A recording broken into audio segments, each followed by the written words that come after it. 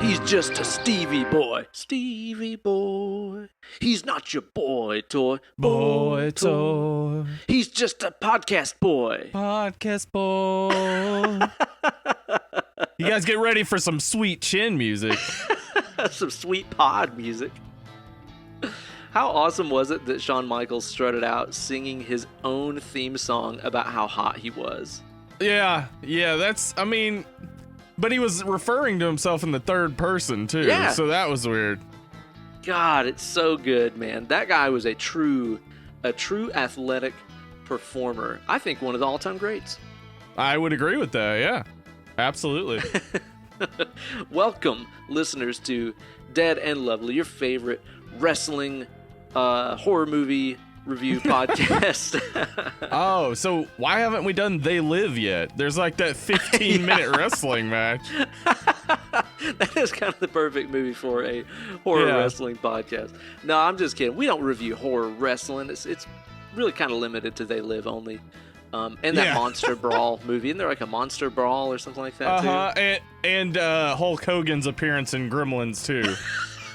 Actually, we might have just found like a new podcast subgenre we should kind of wrestling attack. Horror. Let's go for it.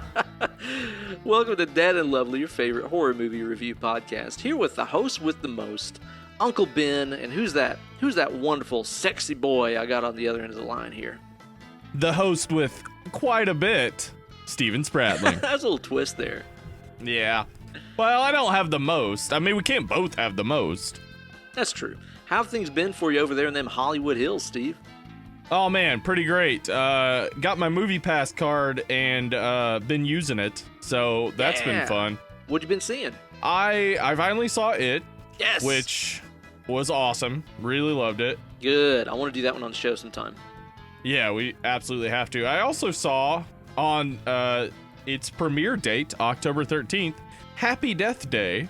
Okay, now I was kind of curious about this because obviously, there wasn't a Friday the 13th movie this year, but we did have that kind of swooping in, trying to kind of steal its thunder. It looked like it was a combination of, what was that movie with Tom Cruise where he kept getting like reincarnated over and over and again? Edge of Tomorrow. It was, I would say, yeah, like that, but of course that is obviously based off of Groundhog Day. Yeah. So it had a definite like Groundhog Day sort of element to it, and it a bit like Scream.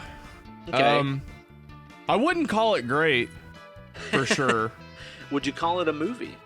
I would call it a movie. I would say it was better than another movie similar to it that I watched recently called The Babysitter on Netflix. I don't know that one. Okay, well, The Babysitter is directed by McG, who you'll know from directing Charlie's Angels Full Throttle and Terminator Salvation. Dude, my favorite movies of all time. Okay. I know. I wouldn't say that The Babysitter is good, but I have seen a lot of people, on the Instagrams and stuff who are really enjoying it.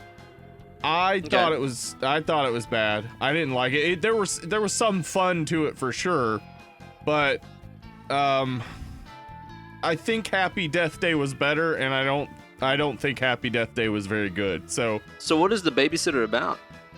It's about a babysitter who is trying to make a deal with Satan. That sounds kind of cool. It does sound kind of cool. That's why I watched it. But hey, you know what? Go ahead and watch it. Maybe you'll enjoy it. It just didn't catch me. I wasn't a big fan of it. Now that's like a Netflix original movie, right? Yeah, it is. I feel kind of obligated just to support original Netflix horror movies because I want them to keep coming. You know what I mean? Yeah, I know what you mean. I recently watched one that came out probably last month or a few weeks ago called Little Evil. It's got Adam Scott in it. It's fun. Like, it's a fun horror movie. I enjoyed it. It's definitely like, it's like an Omen type of thing. Except it's more grounded in reality. Like, I'm not saying, obviously there's a lot of devilry and insanity in it, but like there's a connection between like the kid's devilry and insanity and the fact that his mother is getting remarried to Adam Scott. So it's like It's got a cool twist on the old possessed child angle. Yeah? Yeah, I enjoyed it. That sounds cool. I'll definitely have to watch that, man. Yeah. I also watched Ghoulies this week, and I texted you about it. Yeah, I still haven't watched it yet. Is it the best? You gotta watch Ghoulies, man.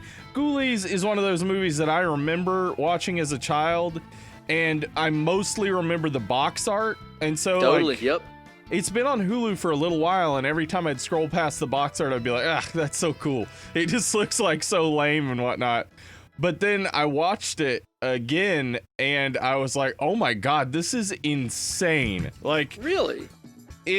It's directed by Luca Berkovicki, who directed a movie called Dracula, which is about a vampire who starts a rock band. I like it already. Wasn't that also just like, damn it, what was that called? The sequel to Interview with the Vampire? Oh, right. What? Yeah, it was whatever the name of that guy was. Was it Queen of the Damned? Was that? It might have been Queen of the Damned. I think you're right. Okay. Yeah. So the thing about Ghoulies was I remembered it having little weird creatures in it, but they're actually a real small part of this larger, like, satanic cult angle.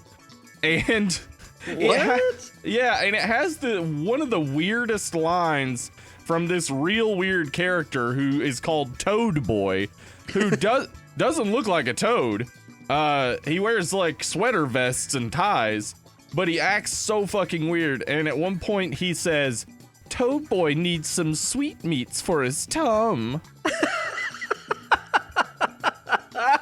It's insane. Oh, and it has two like little people minions from hell that are really like they're just strange characters. I really enjoyed it though. It's a fun movie to watch.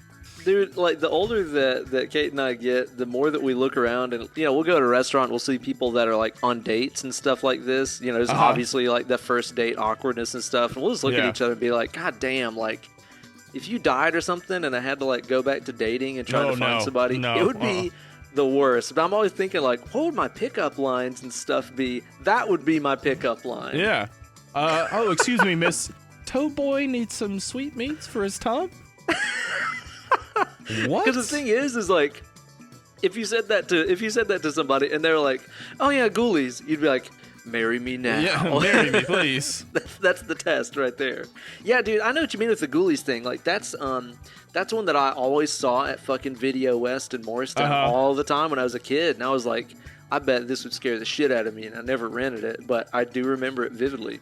Yeah, it's all part of that, like, there was that brief period after Gremlins where there are a bunch of, like, knockoffs. Ghoulies is one. Mm-hmm. Spookies kind of like that or something. Critters. Yeah. They were all like they all sort of meld together in the same way that it's like, okay, so each of these is just a puppet. It's just a different looking puppet, and like all the situations are pretty much the same. Yeah, pretty much. Yeah. That's but awesome. Ghoulies is one of those where it's like, oh, those little miniature things don't have much to do with most of the plot. They're just like on the box art to draw you in, but the plot is weird as hell. Really, check it out. It's on Hulu. Awesome. I definitely got to watch that, man. Well, what have you been watching there, Ben? So, we've been watching a lot of stuff. We've had this really great streak here this month, which is really rare for us. Usually in the month of October, we are slammed as fuck every weekend in October. There just always happens to be a lot of stuff going on, usually for us this time of year. The film competition we do, of course we have our Halloween party, and usually there's just other random shit that eats up all the weekends. But actually, pretty much every Sunday in October that we've had has just been a completely free day where we have just laid around and watched movies and stuff. And gone to church. Yeah, well, we go to church. Yeah. Praise the Lord, and then we come back and we watch the movies and just kind of drink all day and stuff. Yeah, and praise the Lord the whole time. Duh, obviously. Exactly. So this week, while we've been watching some flicks, we've been catching up on going through all those Halloween movies that we've been talking about. Oh, yeah. Mm-hmm. Sunday we watched Halloween 3: Season of the Witch. Awesome. Which was actually the first time that either of us had seen it. I knew more about it than she did. So she was more surprised than I was, and it actually wasn't even... I think it was like the next day we were talking about the movie, and she kind of like burst the bubble on me the same way that you did when you were like, in Freddy's Revenge, who is he getting revenge on? Because she was like... I was like, so what did you think of Season of the Witch? And she's like, well... I was kind of expecting for there to be a witch. Yeah. There's a warlock. He's specifically called a warlock, isn't he? And it's like, well, why is it Season of the Witch? I know. And then, like, did you see the trailer? Like, the original trailer and stuff for it? I don't think I've ever seen it, no. Dude, it's just like this really slow zoom in on this, like, really sick-looking witch mask. Like the witch mask that's in the movie, you know? Uh-huh. And it gets like up to the eye, and like there's a human eye in it, and that's it. So it really makes you think that it's like, oh, it's probably going to be about witches. And then the poster art, there's like this fucking demon face in the sky, and like the three little trick-or-treater kids. It's like, it's pretty misleading. It's pretty misleading. It definitely is. You really don't expect it to have anything to do with Stonehenge, but turns out it does. Yeah, it turns out that it does. I didn't hate it. It's so fucking weird, dude. It is really weird. It's a strange thing, and it's like, I think that novelty, like of how weird it is, like just adds to my enjoyment of it. I know. Like, I want to watch it again. It's one of those that I will definitely sit down and check out again sometime. It kind of reminded me of like other weird shit, like The Stuff. You know, where it's like, is this a horror movie exactly? Because it's just fucking weird. It's a lot like The Stuff. Which is great. Yeah, The Stuff is awesome. The Stuff, Season of the Witch, and Child's Play, they all have that, like, that commercialization element. Like, there's a big thing about trying to draw out the horror of commercialization, which I think In the Mouth of Madness does perfectly. Mm-hmm. But, like, those movies do it in a way that you do question, like, is this a horror movie? Like, I mean, Child's Play obviously becomes a horror movie, and there's no turning back at a certain point. But The Stuff and Season of the Witch, it's like, this seems like it's good satire, but it's not quite as scary as you would expect it to be. Yeah, exactly. I dug it. I want to watch it again sometime. And we also watched Halloween 4, and just a minute ago we watched Halloween 5. Okay, how'd you feel about those? So, Halloween 4 was okay. I actually think that I liked it better than 2. I really didn't like part 2 very much. Yeah. Halloween 4 was okay. I didn't really like a lot of the leading kind of actors and actresses that were playing the main parts, but there was some decent stuff in there. We just finished 5. Oh, before I talk about that, have you seen 4? Yeah, I saw those way back in the day. I haven't seen them in a long time. I remember not liking them. Okay, yeah. 4, it wasn't wonderful, but 5 is really fucking weird, man. Like, it is kind of a clusterfuck of a movie where it's like, it was written by, I think, like 4 or 5 different people. Okay.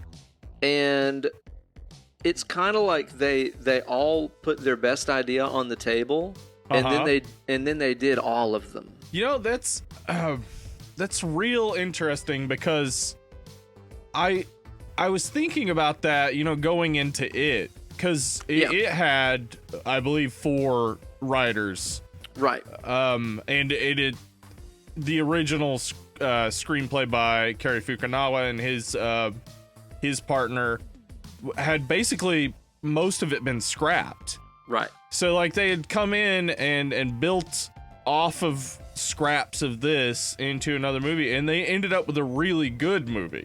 And I was thinking, like, how, like, that I can't think of a lot of movies where you could see 4 or 5 names attached under written by, where it still ends up okay, still ends up good.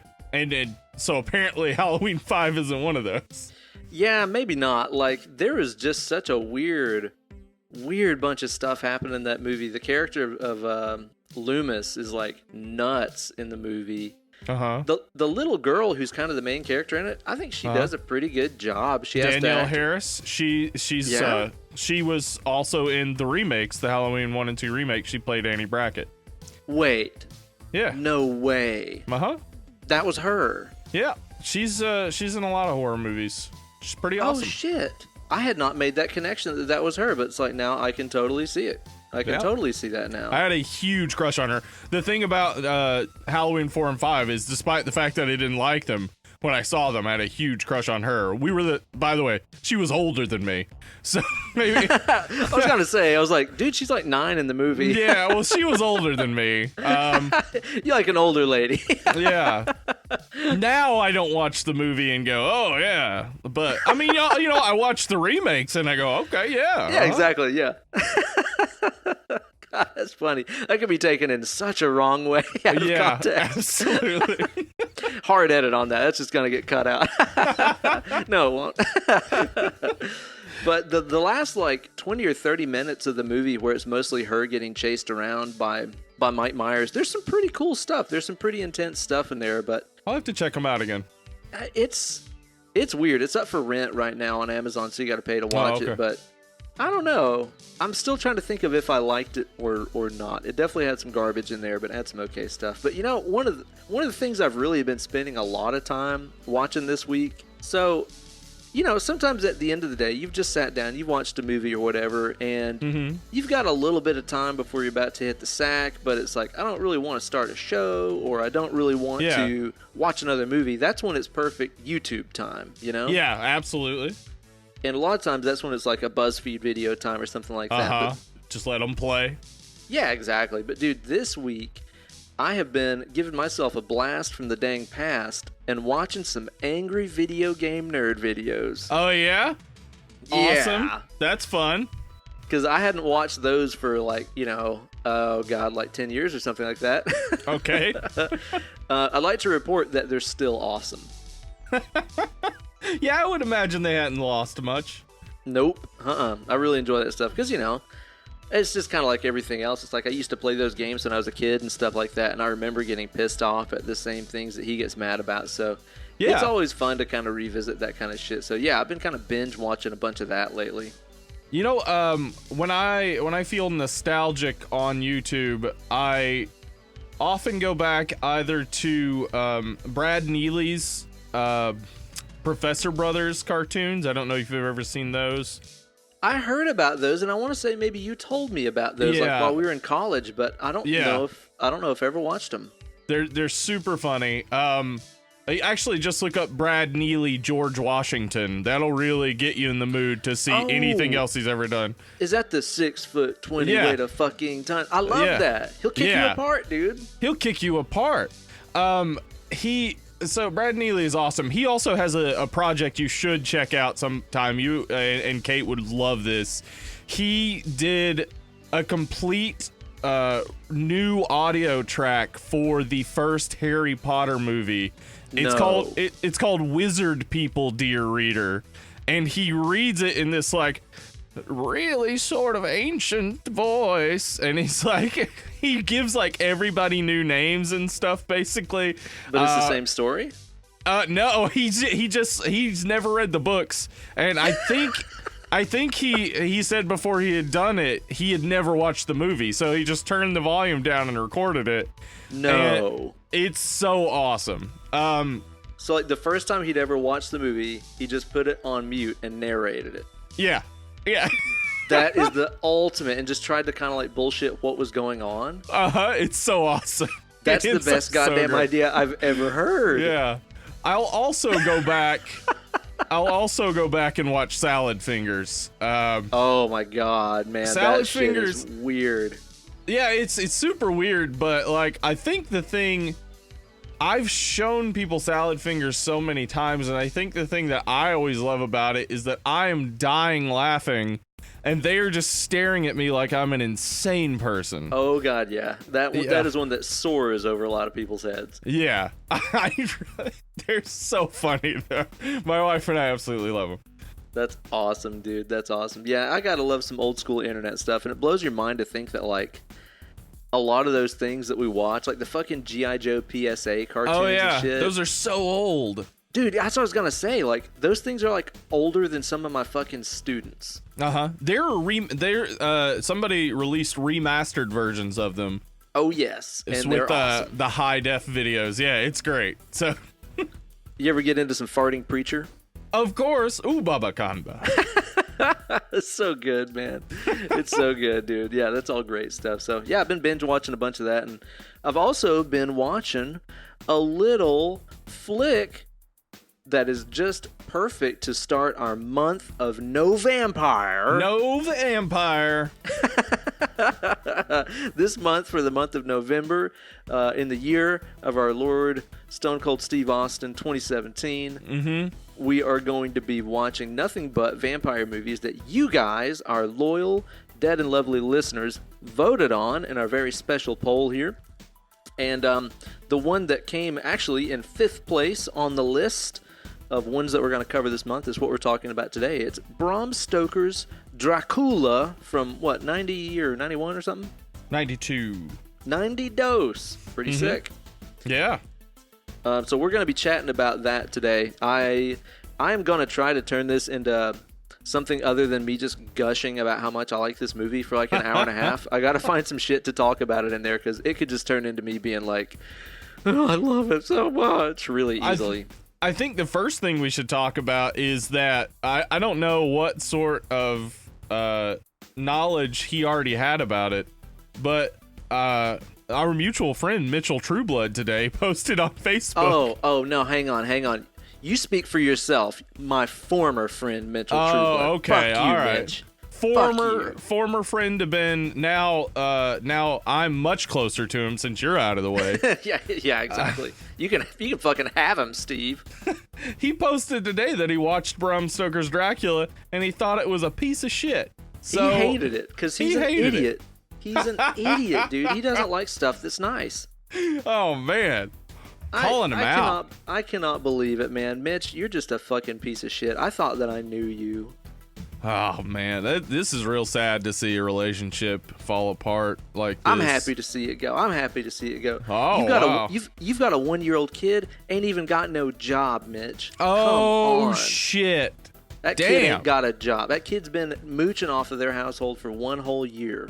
I bet, you know what I've heard? Kid can barely walk. Kid can barely even fucking walk. I've seen it. I've seen it. Drunk all the time, probably. It sure does seem like it to me. Always babbling incoherently and shitting his pants and stumbling around everywhere. God damn. Takes after his dad. He comes by it honestly. He really does. But yeah, I couldn't believe that. But you know what? At the same time, like I said, I fucking love this movie, but I can understand some people not liking the cut of its jib. The same way I understand when people like don't like weird fucking giallo flicks and stuff like that. I understand completely why some people wouldn't like this movie. We'll talk about that a little bit more as we get into our review portion. But Steven, before we do, with this movie being all about vampires and it also being a little bit of a lovey-dovey romance that crosses oceans of time, I think it'd be a really good idea for us to try to sit here with each other and discover which vampire would we spend eternity with. You know, Ben, we often turn to the wizards over at BuzzFeed for answers to life's deep questions, and this is one I've been pondering for a long time. So I'm sure that BuzzFeed staffer Crystal Rowe will help us figure this out. I'm sure that she knows her shit. Absolutely. Now, the first question here is describe vampires in one word. Oh. We got refined, we got classic, pale, cute, mysterious, or sexy. Oh man, you know, when I think about a vampire, my image of a vampire is kind of the old school, sleek, stylish vampire. I like to think of a vampire as being a very refined kind of chap, is my personal image. Although, one thing that I've always wondered, Steve. Vampires, as we all know, have no reflection. Right. But they are always so well coiffed and well presented. How do they do it? How do they keep their pompadour haircut in check. I know.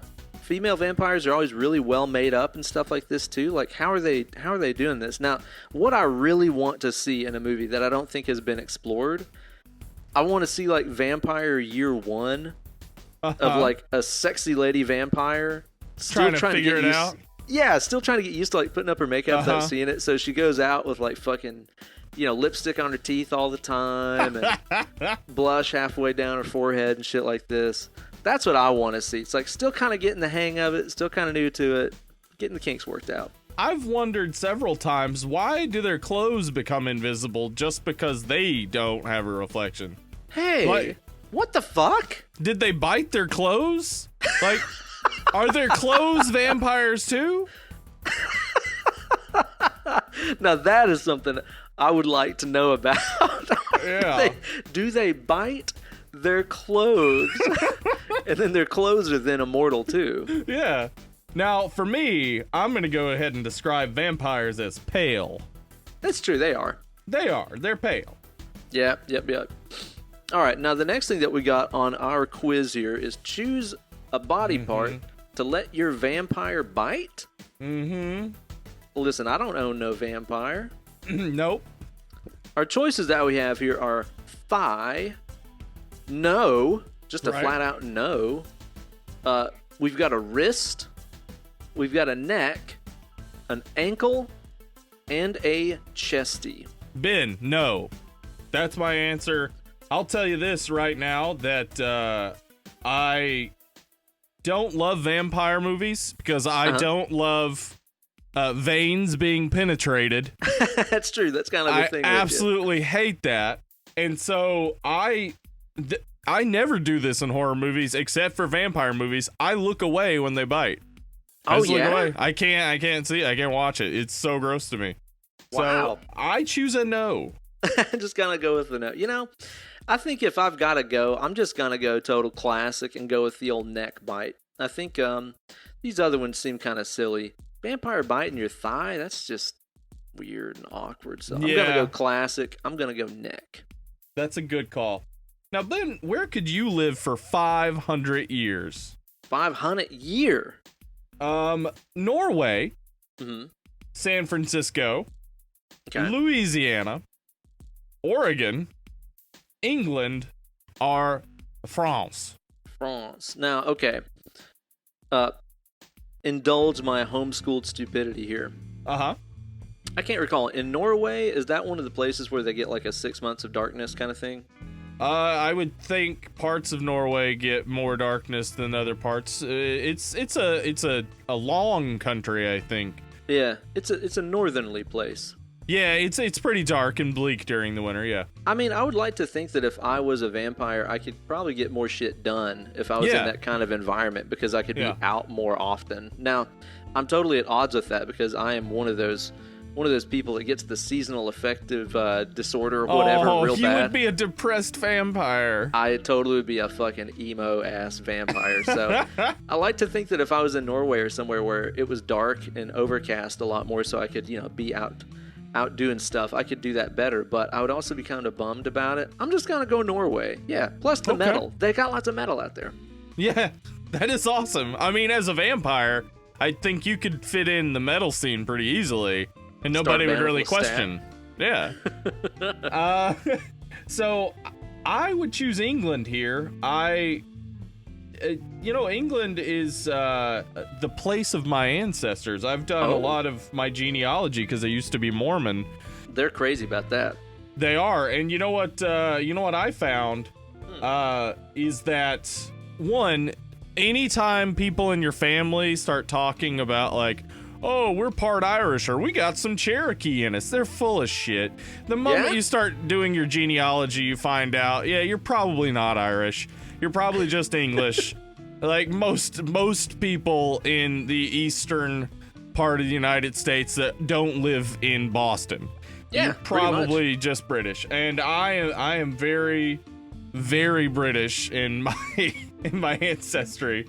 So I feel like if I'm going to be somewhere for 500 years, maybe I could hang out, find out where my ancestors are, maybe turn them into vampires, see what they're up to. Hey, there you go. And that's the bottom line because Steve Cold says so. Yeah. I will straight up stun you. So, Steve, let me ask you, if you had to choose a place to sleep for the rest of your life. Now, this is a kind of a pictorial question here, so I'm going to do my best to kind of describe what's going on. You can drop an assist here, because I don't know if I can explain all this stuff very well. The first one just kind of looks like a fancy hotel. It's just very brown and beige, and it's a full-size bed. It's a little small for me. Yeah, you want to spread out a little bit. You want to get some spread on. Now, the next one here looks like a kind of a Game of Thronesy fucking canopy kind of scenario. Canopy bed. It looks old school, but still tasteful. Yeah, I kind of like that. The third one looks like a torture chamber or something. Yeah, it looks like a rack. I mean, it's probably good for the back. Yeah, I bet, decompressing that lower back probably feel pretty nice. The next one I have here is like a Rococo fucking gilded stupid. Yeah, it's like but like a day bed too. It looks like it would be in a room that was haunted. Yeah, exactly. Yeah, there's probably creepy little dolls with porcelain faces somewhere close by. Next we got just the classic crusty old coffin. Just a good old classic. I mean, it does look crusty too. It looks like it might have barnacles on it. They may have pulled it from the ocean. It's a barnacoffin. And then that last one just looks like a sort of modern, contemporary, king-size bed. No frame, just a low bed. I have to pick that because, first off, I need my king-size bed. You gotta spread out. I gotta spread out. I can't. I lived most of my life on a twin bed, and my wife's parents bought us a king-size bed for our wedding present. Nice. And I can't go back. We once stayed in a hotel on our way out to California as we were driving across the country, and the hotel had 2 full-size beds. It was the first time we slept in separate beds in a long time because the full-size wasn't enough room for us. Well, if you get used to that, it really is so confining to go back to something else. It really is, yeah. We rock a queen. Kate's trying to talk me to getting a king next time we upgrade and stuff, and I'm like, I don't even know how we get it up our staircase, so I don't know, but I would probably really enjoy it. Yeah. I'm gonna have to go with that canopy rig. I think that looks pretty cool. It does look cool. It's not like a full canopy. It just kind of goes over the headboard and above the bed part, but it looks pretty dope. So I'm gonna go with that one. All right. So what's our next one? What's the longest relationship you've been in? Oh, I've never been in a relationship. Less than a year. About a year. 1 to 5 years. 5 to 10 years. Over 10 years. That's very easy. This is an over 10-year scenario. My wife and I got married on our 10-year anniversary, so. And I have been in a relationship with my wife. We've been married for 7 years, and we've been together for 9. So, 10 years, 5 to 10 years is my answer. Look at us here, these damn long-termers. Long time. We are. You know what? We're very loyal, good people. And, you know what? If you're listening to a horror podcast with people who haven't been in long-term relationships, well, you might want to rethink it. I like how we divulged that information after we also say that you had a crush on a 9-year-old, and I said I would pick up a girl by saying, what did you say? Toadface needs sweetmeats for his tum-tum. That's my line. But we're good people. We're totally good people. Yeah, and clearly the women that chose to spend their lives with us are not insane, obviously. No way. I do wonder about them sometimes, though. No, yeah, definitely. My wife is absolutely insane for being with me, and I thank her every day for that. Well, let me ask you, Steve, what's the biggest turnoff a mortal could have? That's a mortal, not immortal. What's the biggest turnoff a mortal could have? All right. Is it some bad manners? Or maybe it's that they're too boring. Right. Could be that they're selfish. It might even be that they suffer from a little bit of that immaturity. Okay. They could also have a short temper. Or they could smell bad. P.U.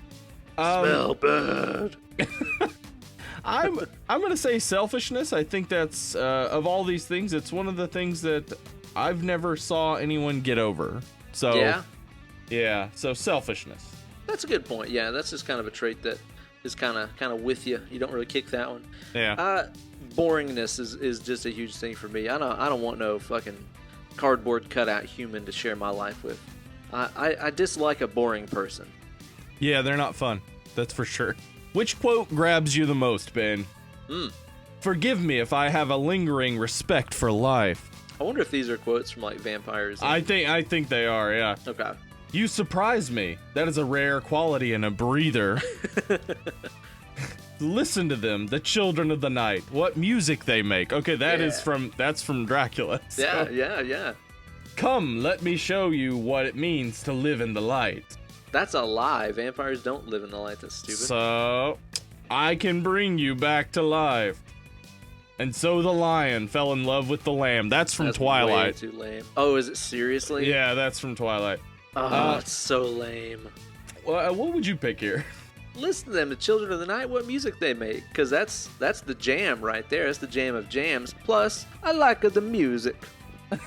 That is true. You do like the music. And the pizza. It's time to make it a pizza. Time to make it a pizza, Dario Argento. I'm gonna say I can bring you back to life. Oh yeah. Oh my God, Ben. Oh gosh. Who did you get? I got Count Dracula. He wants to suck your blood. Actually, he just wants to love you and keep you as his companion for the rest of time. As a former nobleman, Dracula would know how to treat you like royalty, like the royalty that you are. Okay, so I'm spending my life with Dracula, which is all right. That's fine. I'm not gay. I don't think he is either, but whatever. I mean, if it's Gary Oldman, it would be fun at least. I think he seems like a fun guy. Aw, man, he could be somebody different every day. That could be fun. Yeah. Yeah, he could play a different character for you every day. Yeah. That wouldn't get exhausting in a long-term relationship. It would be really annoying whenever he decides to play. Dude, did you ever see a movie he was in called, was it called Tiptoes or Tippy Toes? Tiptoes. Yeah, he plays a little person. Yeah, and they didn't do any sort of CGI or anything. He just holds his arms back and is on his knees. And it's not a comedy. No, it is very strange. What an odd casting choice for that one. Well, Ben, I got Edward Cullen. No, the Twilight guy? Yeah, as a relatively young vampire, by vampire standards anyway, Edward would be hip to what your needs are and willing to compromise himself just for your affection. Your romance would be one that lasts through the ages. Wow. That is amazing. And we were saying I would be the fucking emo vampire. You know, yeah, it turns out that apparently I'm into emo vampires. Man, did you ever, I can't remember, did you ever read the Twilight books? I know you said your wife did. Yeah, I read the first one for a literature class I had in grad school. And it was bad. I mean, like that, like in class, we all agreed it was bad. It was poorly written. What it says about the readers is what I'm more interested in. Wow, yeah. Like, why do so many people connect with it? It's kind of like when, Donald Trump won the election. You're like, what does this say about us as a fucking people? Yeah, but think about this. How many of those 62 million people that voted for Donald Trump read? So you think about the fact that it's like, okay, well, yeah, it's crazy that a bunch of people read Twilight. It's crazy that a bunch of people read a book. Yeah, I know. And that's one of those things that, like, even whenever I see people hating on a lot of other, books that have really blown up within our lifetimes, like, let's say, a Harry Potter series or whatever, and even Twilight, it's like, I want to hate on that shit as much as I can, but I'm like, you know what? At least people are fucking reading. Mm-hmm. Yeah, at least they're getting something. I mean, Stephanie Meyer, author of Twilight, is Mormon. And, yeah, that's right. Yeah, and from a Mormon perspective, the book has a completely different sort of meaning. Really? Yeah, if you're really thinking about the fact that she's a teenage girl in high school who is trying to marry a much older man. Mm-hmm. Yeah, and that her family seems weirdly supportive of it, which is something you will run into among Mormon families, is that marriage is so important that people don't think some things through, like age differences and differences of personality, things like that. And that actually kind of seethes underneath the Twilight books, even though I don't think Stephenie Meyer was meaning to write those things in there. It's just such a part of her world that they come out. And so, like, you know, some people would say it's crazy to read Twilight in a literature course, but I would say, God, no. You need to read popular books to try to understand, like, what's up with these readers? Like, who are these people and why are they interested in this? Yeah, a popular book or a popular movie is also a just little slice about what society is like at that time. Yeah, and so that's really interesting when we talk about this, Bram Stoker's Dracula, because this movie is so close to the novel. Like, it's the closest any Dracula movie has come to the novel itself. Sure. So, like, there's something about the 1897 novel that Francis Ford Coppola thought would connect with audiences in 1992, and it made a ton of money, so it obviously did connect with audiences in 1992. Right, yeah. Now, was the book a huge success whenever it was originally printed? It was a success. It wouldn't be considered huge. The real, like, the way that Dracula became huge was in relation to its popularity as a film through Nosferatu and other film adaptations in the 20s and 30s. Right, yeah. That kind of spread the lore more than the actual book. Yeah. So people were into it. And definitely Bram Stoker's style was something that people liked at the time. He wrote epistolary novels. A epistolary novel is a novel that unfolds through letters and journal entries and like newspaper clippings and things like that, which is what the Dracula novel and the Dracula movie do. They unfold through various narrators' standpoints, and what it does, I mean, the epistolary novel is really old, and obviously I don't want to bore anyone with talking too much about it, but what it does is it creates a sort of realism, because there are so many people weighing in on the events, and you're getting different perspectives and maybe even a bit different information, and so it draws the reader in because the reader has to dig through all this to find some sense in it. Could you almost say that, like, World War Z is kind of a modern version of that? Yeah, exactly. World War Z does that exactly. And so using that, and he's also using this romantic style that was still popular and is still popular. I mean, we're not just talking about romance novels here, but romantic meaning that, like, there's some darkness to it, and there's a lot more going on with, like, there's some melodrama, there's some like passion that is not exactly always associated with love, but there's passion in everyone and everything they do, which again is probably why a lot of people don't like it, because it's so melodramatic sometimes and so overwrought, and it seems so much like people don't act like that. Exactly. Yeah. What do you think of the book? I love the book. I really liked it at the time that I read it, which was maybe 4 years ago, maybe 5 years ago. What I really enjoyed out of it is not only the multiple perspectives, because I had already read a ton of epistolary novels, but what I really liked about it was the integration of technology. Oh, right, like the recording cylinders and all this shit, which was like brand new. And that would be like reading like text message from Dr. Seward. Yeah, exactly. Snapchat from Van Helsing.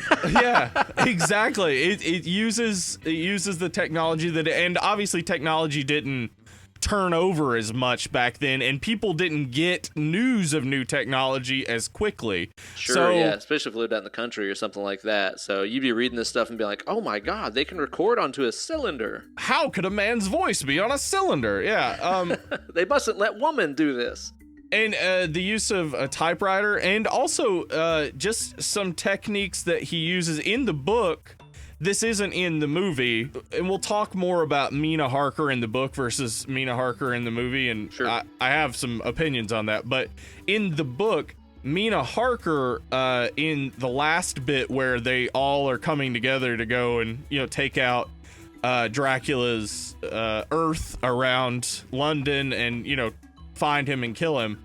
Mm-hmm. Mina is taking all of their journal entries and things that we've been reading up to that point, and she's going through them and synthesizing all the information. And then giving it to, you know, each of the men so that they can, like, better understand and better find Dracula. So, like, that's pretty interesting. Yeah, like just like a character in the book using the book that you're reading to complete the picture. That's cool. And that's connected then to the Jack the Ripper and the crime solving techniques used by Scotland Yard back in that day. These are she's using this advanced technique of how to solve a crime by taking all the information and synthesizing it and make sure everyone is on the same page and working the same case. So, like, all of it is, like, ahead of its time. Mm-hmm. And I think that's why, you know, when we get to the film version, the Francis Ford Coppola version, the way that he shot the film using all these old techniques, it's like Francis Ford Coppola was thinking, if I could travel back in time and make this movie with Bram Stoker, with the techniques of the day around the time, how would I make that movie? And, wow, yeah. And then that's what we, you know, this is Bram Stoker's Dracula is what we get. That's cool. Yeah, that's a good way of looking at it, man. And I want to talk more about those techniques and stuff too, because the way they made this movie is fascinating. Now, I read the book probably about a year or two ago. Uh-huh. And I'll be honest with you, the movie was better. I will agree with you. And I know some reasons why, but why do you think it's better? I don't know, man. I just thought that there was a lot of time, which, you know, back then, that's when they were still kind of perfecting writing a book, you know, writing a book for entertainment. They were still kind of working on it back then, kind of a new thing. Yeah. And I just thought there was a lot of stretches of just, like, shit that did not fucking matter in that book, where I was like, okay, you know. And honestly, I feel like the book, I'm not going to say it's totally without merit. All the stuff that happened in Dracula's castle, cool as shit. Cool as shit. Yeah. I really enjoyed those parts. And, like, the first, you know, what is that, third or so of the book that he's in the castle, I really enjoyed. And I was like, this is the shit. I was seeing elements of the movie, which I'd seen, you know, much before I read the book. So I did enjoy that very, very much. And honestly, I'll even say, which this is something I just kind of noticed this watch around of this movie, I do think that the movie suffers a little bit of the same thing, where after they get out of Dracula's castle, the story kind of drags a little bit. Okay. In my opinion, of course, but that's something that I kind of thought as I watched it this time. When was the first time that you watched the movie, Steve? I saw it in the 90s. I remember watching it, and I think I was maybe a tween, early teen. I didn't like it when I saw it then. Really? I remember it being, to me, just like too hard to care. It's too, I would say, stylized for teenage Steven's brain. Now wait a second, Steve. Was that back when you were hanging around Mitchell Trueblood a whole bunch? Hey, wait a what? Listen. This okay. Hey. I think I saw it the first time probably about. Let's see. It was whenever Kate was living over in the Lakeland apartments down there in that basement apartment that she had. Mm-hmm. I remember we watched it down there, and for some reason I also vividly remember we drank a bottle of Black Tower Rivener wine that night. Ooh. Okay. I don't know why I remember that, but I do. And then we fell asleep afterwards, even though it was only like 10 o'clock or something. Wine will do that to you. It'll put your ass out. I guess so. So I remember watching it that first time and really, really loving it. I really enjoyed it, even just from the first time that I saw it. And, you know, I can look at it now and completely understand why I like this movie and why I dig it. And it's also kind of the same reason I dig a lot of those Argento flicks and a lot of those weird Giallo flicks. It has this dreamy, surreal, hyper-stylized, not even trying to stay within the realm of kind of what you said a second ago. People don't talk like that, you know? Yeah. But there's something about if you can embrace that as a style and cast actors in it that understand that and that understand this is not supposed to be realistic, this is how you would talk. It's part of the style. If you are a talented director and working with actors that get that direction and get what you're trying to say, I think that can be such an awesome, awesome feature for any movie to have, and I love it about this movie. I would absolutely agree. I do like this movie now, and I think it does have to do with the Giallo flicks that we've watched and discussed that I've gotten more into that stylized and maybe over dramatic at times way of expressing horror. I want to talk a little bit about Bram Stoker before we talk about Francis Ford Coppola. Bram Stoker, Irish writer, wrote mostly epistolary romances.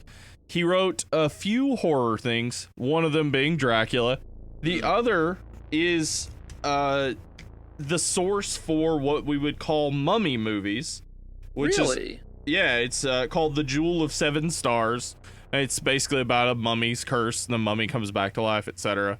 That sounds like the title of like a really dope, like nerdy prog metal album. The Jewel of Seven Stars. Yeah, I think I'd like that. It's got great keyboard solos on it. Yeah. He also, I mean, just in Dracula itself, introduces something similar to a werewolf that we would understand to be a werewolf today. That's true. That's one of his forms. Yeah, is the form of the wolf. Yeah. So, in a lot of ways, Bram Stoker is responsible for the Universal monsters. I think it's amazing, too, when you think about it, that so much of what we know of, vampire lore is just all shit that he spun up in this one story. Now, of course, I'm sure he took those he did a lot research. from folklore and stuff, right? It's not like he invented research. The vampire or anything like that with this book. In fact, and this is interesting, Goethe wrote about vampires, sort of, and then Polidori, there was this... Paula Deen? Yeah, Paula Deen. There was this horror writing contest between the Shelleys, Mary Shelley and Percy Bysshe Shelley, and James, I believe, or John Polidori, and Lord Byron. They were holed up in a house. It was rainy, and so they decided, let's have a horror story writing contest. They separated, wrote horror stories, came back and read them to each other. Mary Shelley came back with what would become Frankenstein. Polidori came back with something called Vampire, and it was about the slick, aristocratic type of vampire. Okay. And that predates Bram Stoker's, yeah? Yes, that was 1819, I believe. Oh, wow. And then we also have Carmilla, which is like a lesbian vampire tale, which comes along. And then Varney the Vampire, which is like a Penny Dreadful type of vampire tale. They all came before Dracula, but they didn't take all the folklore as seriously as Bram Stoker does in Dracula. Right. So Bram Stoker had read, there were tons of treatises and things about actual vampire hysteria in the 18th century. There were like legitimate cases of entire, villages and stuff. Every time somebody would die, they would dig them up and put a stake through their heart and cut off their head and bury them again. I understand a lot of that stuff too comes from, after a body has been settling and decomposing and stuff, you can dig it up and it looks like the nails different. And hair have grown and stuff blood and stuff will be oozing out of the mouth, and they're like, he's been up drinking blood and eating people and stuff. Yeah, so I don't know why they were rednecks. Maybe they weren't. I don't know. They weren't. But I mean, you know, essentially they were. There were also vampire scares in America around that time. Like, it was weird because the connections between these vampire scares would just be people hearing about vampire scares in another village. So it was just this building in hysteria, just like with the witch trials and things like that. Right. So Bram Stoker was using some of that stuff, using some history. Now, the connection between Dracula in the novel and Vlad Tepes, Vlad the Impaler, is a little less like well defined. Yeah. There are a couple of lines that say it basically, but Stoker didn't do a lot of research into Vlad. If he did, he wouldn't have named him Dracula because Vlad the Impaler's dad was Vlad Dracul. He was the one named Dracula, and it means of the dragon because he was of a Christian order of knights called the Order of the Dragon. Right, yeah. And so Vlad Tepes was just this much more brutal impaler type of guy. But the entire story of the opening of this movie, aside from the, you know, his wife committing suicide, all of that is actually connected directly to Vlad III, Vlad the Impaler. Right. He actually did fight the Muslims, and essentially he was fighting them over a non-Muslim tax that they had instituted on the area. So if you were non-Muslim, you had to pay a tax. Huh. So they fought the Muslims over that, and they actually won. But I mean, again, Vlad's not a great guy. He impaled some 40,000 Turks. Hey, he was just trying to make Romania great again. That's true. That is exactly what one might say. Did he ever build a wall during his reign? No, I think he wanted him to get through so he could impale him. It's true. He's like, if I keep him out, I can't be putting him on the stakes. Yeah. But the opening of this movie is actually pretty historically accurate, aside from the, you know, meat wolf armor and all that stuff. That's really cool, man. Interesting. So Francis Ford Coppola, though, I mean, this is really interesting to me because the movie he does after this is Jack. Like, Jack, which is that? That's the one where Robin Williams is an adult or a kid in an adult's body. That's the movie he did after this? Yeah. That's a little different. He hasn't, and I like Jack just fine. It's a fine movie, but again, it's not great. He did The Rainmaker after that, which I don't think is too good either. And he hasn't done much of anything since then, really. Yeah. So this is the last great Francis Ford Coppola film. Yeah. But it would be easy to forget that Francis Ford Coppola is amazing. Like, he's done so much great shit. Sure. Godfather and Godfather 2 are the easiest ones to call out for sure. Yeah. And from what I understand, too, it sounds like his son Roman Coppola worked, you know, alongside him in making this movie very, very extensively. That's an important thing to know. I mean, anybody interested in film has to know the Coppola family, because Francis Ford Coppola's dad was a composer. His uncle was a composer. His mom's father was a composer. He came from this, he came from this really artistic Italian heritage, and his family extends into people that you maybe don't know are Coppola's. Nicolas Cage, for instance. Jason Schwartzman. What? Also, Spike Jonze's entire career really started off the fact that he was with Sofia Coppola, and he had been directing music videos and things, and he wanted to do a movie. Charlie Kaufman had written Being John Malkovich. Charlie Kaufman was just working in TV, and nobody would take up Being John Malkovich. Nobody would do it. They, like, a lot of studios liked it, but they said, like, I don't know how you would film this. Francis Ford Coppola got the script. He liked it, but he said, there's no way I would ever do this, but maybe my son-in-law will do it. And he took it to Spike Jonze, and so Spike Jonze and Charlie Kaufman's career come off of Francis Ford Coppola. Jason Schwartzman, he's the son of Talia Shear, Francis Ford Coppola's sister. Sofia Coppola. There's so many in their family, and people might say, well, it's nepotism. Okay, maybe it's nepotism, but if it is nepotism, why is Sofia Coppola a good director? Why is Jason Schwartzman a good actor? Yeah, I was gonna say they're kind of good at it too. Yeah, thing. Like, I mean, you can pick apart Nicolas Cage's work, but he's if you've seen Raising Arizona, if you've seen like so many good movies he's in, he's really good. I mean, let me tell you, you ever seen a little flick called Ghost Rider? You know what? I haven't, but I hear it's great. Best Marvel movie, Ghost Rider. Absolutely. So, like the Coppola family, and they've done a lot for us. They've done a lot, and it is true that they tend to.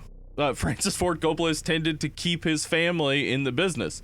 I find something admirable about that. I would love to have a child who wants to get into directing, and you can help them out. Yeah, to have that opportunity to help them out. That would be awesome. But I also understand there's so many people out there that don't have that in already that it's easy to get salty about it. It's easy to be like, well, fuck you. Like, just because I was born poor, I don't get that opportunity, and it sucks. I also was born poor. I also don't get that opportunity. It sucks a lot, but it's also like you can't hate on somebody just because they were born to a director. Yeah, well, and especially when it's somebody as talented. Yeah, especially when it turns out they're really good at what they do. So yeah, exactly. Yeah. Yeah, so the Coppola families provided us with a lot of cool shit. They also... And some mediocre wine. And some mediocre wine. And they also, of course, Francis Ford Coppola is the man who seems to be still enabling Victor Salva, director of the Jeepers Creepers movies. I've been thinking about that because of the fact that, you know, we have the Harvey Weinstein situation. What a fuck bag. Yeah, he's an absolute piece of shit who, along with tons of other executives in Hollywood, have enabled a culture that allows sexual assault and absolute mistreatment of female and male actors. Oh, yeah, absolutely so. Absolutely. And I'm sure that, like, just a quick side tangent about that, I'm sure that Harvey Weinstein getting, you know, pegged for that is kind of like Martha Stewart getting pegged for insider trading, where it's just like he was just the easiest, biggest name target to pick on. Yeah, he's not the only one for sure. Fuck no, not by a mile, and not even by a mile. So I'm glad to see that piece of shit getting shamed. Fuck that guy. So it will seem maybe shitty of me to give Francis Ford Coppola an out here with Victor Salva, but what I would say is that Victor Salva was his protege before there were any allegations, and then absolute like proof that he was a child molester. Yeah. When he got out of jail, I really wrestle with this because when we talk about child molesters, it's like, well, fuck them. Like, they're terrible people. I don't want them in my community. I don't want them around. But we haven't prescribed the death penalty for child molesters. That means they're going to get out of jail and they're going to need jobs. Sure. I would rather child molesters not live in the woods altogether in Central Florida, which is actually a thing that goes on. Because that's scary as hell. When there are child molesters who can't get work and they live in the woods and like you can't keep track of them, it's really scary to imagine that. That is true. Yeah, when you put it that way, yeah. You also don't have to give them a platform to express their strange and prurient interests.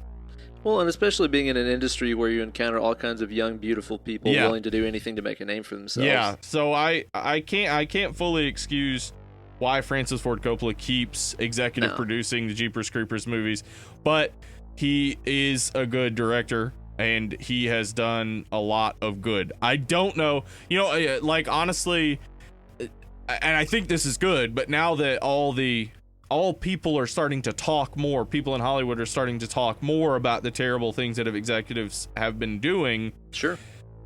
Yeah, we could find out anything about anybody and always have to end up going back and retracting, like, any support we had for that person. But Francis Ford Coppola is still going to be a good director at the end of the day, no matter what.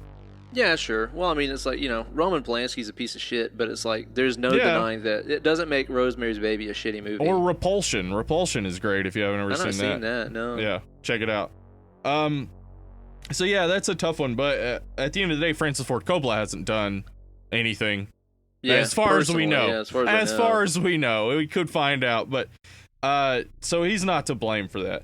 And his direction in this movie, I think, is extremely fascinating because, like you mentioned a second ago, that's one of the things I think that makes this movie so fucking cool is knowing that this movie was all made, with the exception of one or two very small things, was all made using very basic in-camera tricks and effects. This movie could have been made a fucking 100 years ago. Yeah, if they had. Here's the thing, I like. Just looking at like Georges Méliès and the Lumiere brothers and stuff that was done by Thomas Edison's production company. Right. Mm-hmm. And you even see little clips of some of those movies in this movie when they're at that little theater house. Yeah, exactly. You look back at those things and they were coming up with visual language. They were coming up with the way to tell stories using video. Or, totally. At that time, not video, using film. Sure. So those techniques of like, double exposures, maybe playing something in reverse, using miniatures and using even stop motion. And forced perspective and stuff. Yeah, those things all came about in the 1890s to the 1910s.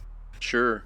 And it would be decades before they were perfected and taken to the extent that they're used in this movie. But in theory, all those techniques that they use in this if you had that vision in that period, if you had that vision, if you had really been able to have that forethought, you could have put together this movie, except it wouldn't be in color.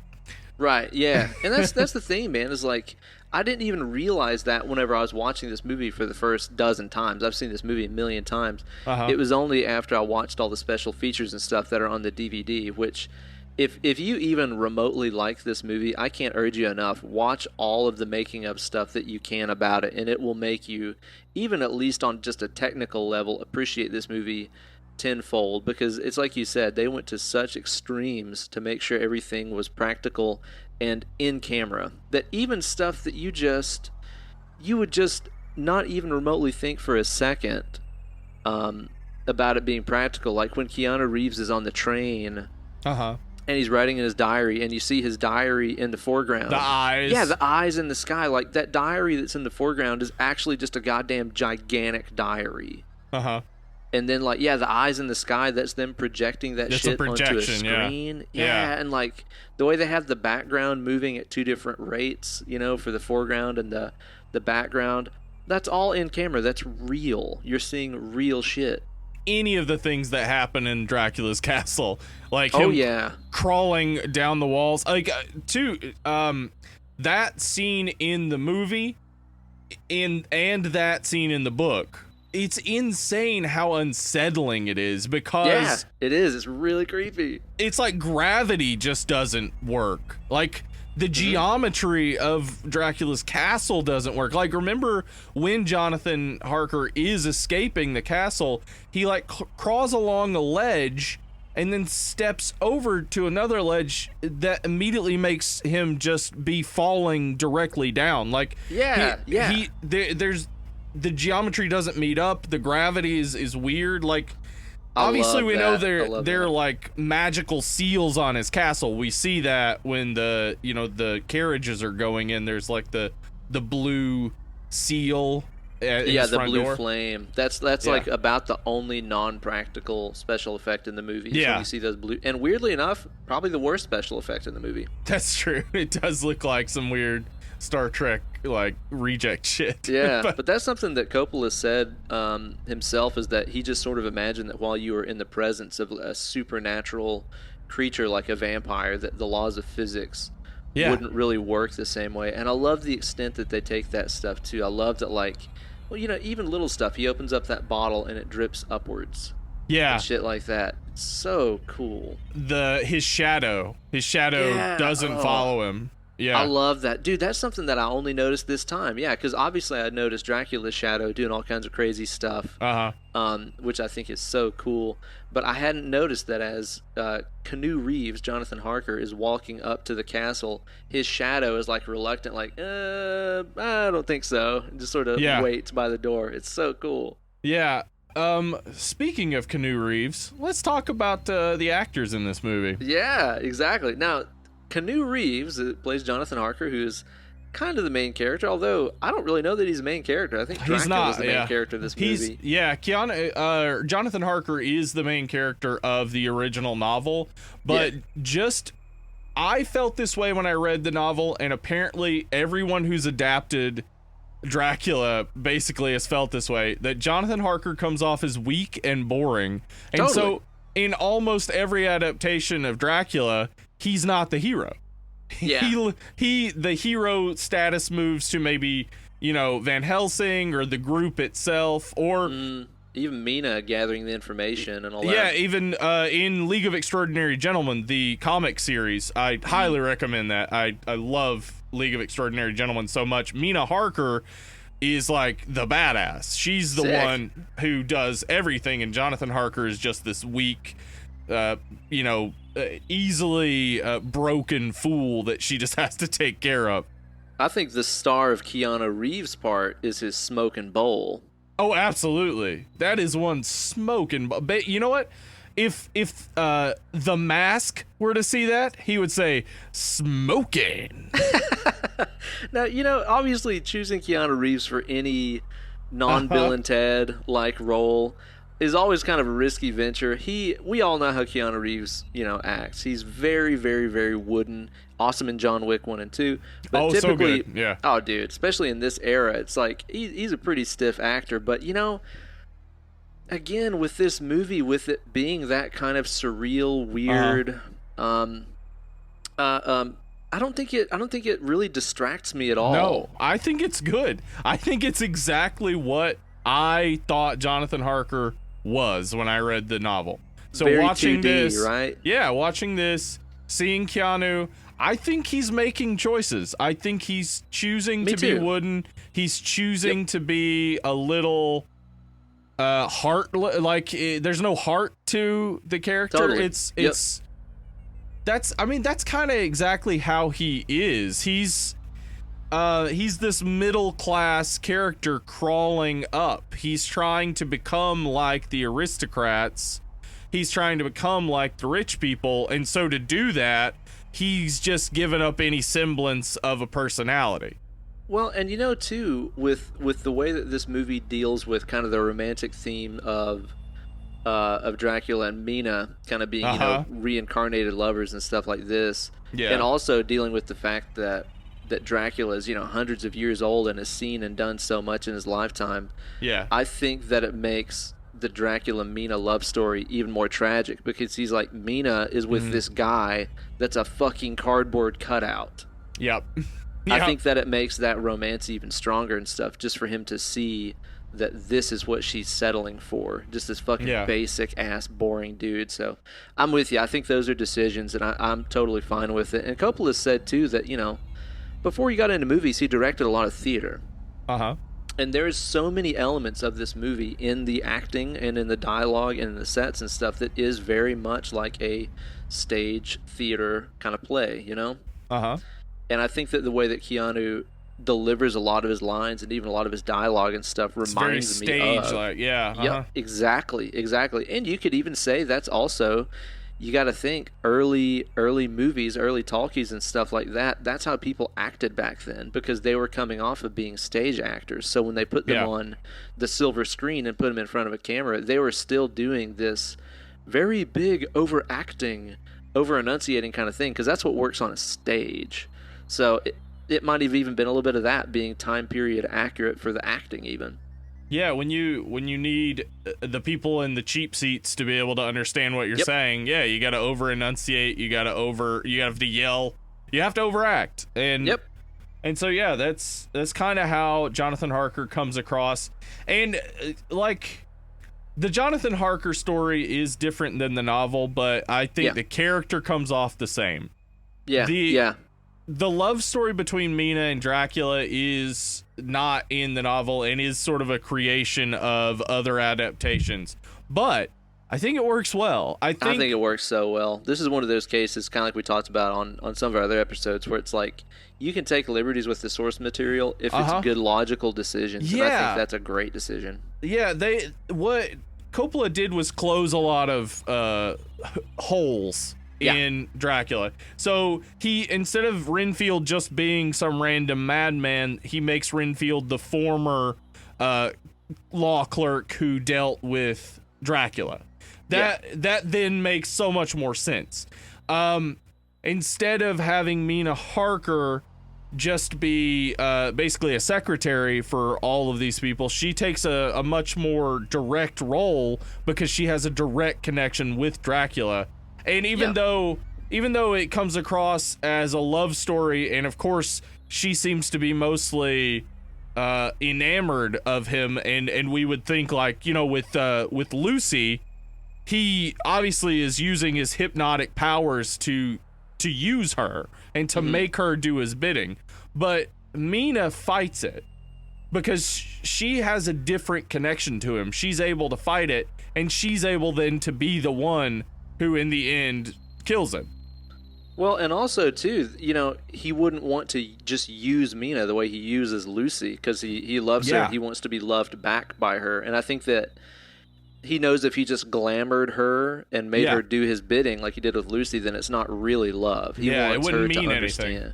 Exactly. So I think that's a big part of that too. What do you think about Anthony Hopkins as fucking Van Helsing in this? I think he's great. I love it. I like how you know, how cold he is, how he, you know, especially like after Lucy dies, he comes in and he's talking to Dr. Seward and he's like, I want to do a post-mortem on her. Yeah. And he's like, the Dr. Seward says something about, you know, maybe this isn't the time for that. And he's like, well, no, I just want to take out her heart and cut off her head. Yeah. Like, he's so like matter of fact about crazy shit. He plays Van Helsing way over the top. He's just this crazy fucking German guy. And I love how like riled up he gets when he's kind of figuring out this is Dracula, his old foe. Like, he physically is jumping up and down and like, and he tries to lift. Excited. He tries to pick up the Texan. Yeah, he gets like super excited. And there's the point where he's talking to Mina and then he just starts dancing with her. Yeah, dude, because he's like charismatic and top. Weird. Yeah, oh man, I love it. I really, really love his portrayal in this. What do you think about old Winona's Ryder? Winona Ryder's great. I mean, she obviously had she had these roles down, the darkness, and that still like longing romantic sort of feel. She had this already in Beetlejuice. She had it in The Heathers. Like, oh wow, that's a fucked up movie. Yeah, it is. She already had this character, so she's perfect for it. And she was the one who brought the script to Francis Ford Coppola's attention. Right. Yeah. So, because she was supposed to play Sofia Coppola's role in Godfather 3, but had to drop out at the last minute. And like that, basically, when she tells the story, it's that she thought Francis Ford Coppola would be mad at her, and they sat down for a lunch, and he was just fine with her, and she was like, "Oh, I have this script you might want to read," and it just started this sort of obsession for Coppola. So she was always attached to it, and she is, I think, perfect for Mina Harker in this. I think so too. And again, you could probably accuse her of a little bit of the same stuff as what we were talking about Keanu. She kind of acts pretty big. She kind of over dramatizes some of the stuff, but I just think it makes sense with the movie. Like, would it make sense if you put her in I don't know, The Lost Boys? Fuck no. No. But to me, for this movie, I just think that it completely makes sense. So I like her. I've always thought she was just gorgeous too. So yeah, I really enjoy her parts in this. We then have Cary Elwes. This is our second week in a row talking about Cary Elwes. It is the Dread Pirate Roberts. Yeah, and he gets to use his British accent, so he's just a charming actor, as Cary Elwes is. He's unchained in this one. Yeah. I don't remember the guys who played Dr. Seward and the Texan guy. Quincy. I can't remember Quincy either. is his name. Yeah, I liked Seward. I thought he played the part really cool as just sort of a crazy drug addict. They really play up the drug addict part of him a lot. Yeah, and sick. that was, I don't think that was in the original novel, but it has like a Sherlock Holmes element to it. Yeah. Which is interesting because I just read this the other day. Dracula is the second most adapted character among characters from novels. The number one adapted character for movie and TV is Sherlock Holmes. And so Really? Yeah, so they threw in a little bit of Sherlock Holmes into this. And actually watching, I don't know if you've seen Penny Dreadful. Yeah, I fucking love it, dude. I was just saying the other day, like, I missed that show, and I wish that, like, we had another season to watch or something for Halloween here. That third season, I got the impression that, like, I think they were halfway through the season, and they got a letter from somebody like, hey, your show's canceled. Wrap it up, boys. That is what happened. Yeah. Is it really? Yeah, basically, yeah. They damn it. had to wrap it up pretty quickly. I want them to at least do a 1 or 2 season series of Jekyll and Hyde because they started it. Yeah, and that guy was so cool too. He was. I had some problems with it, but if you watch this and then watch Penny Dreadful, that entire first season mimics so much of the novel, but also Bram Stoker's Dracula, the film, the Coppola film. Mm-hmm. It mimics it so well, and I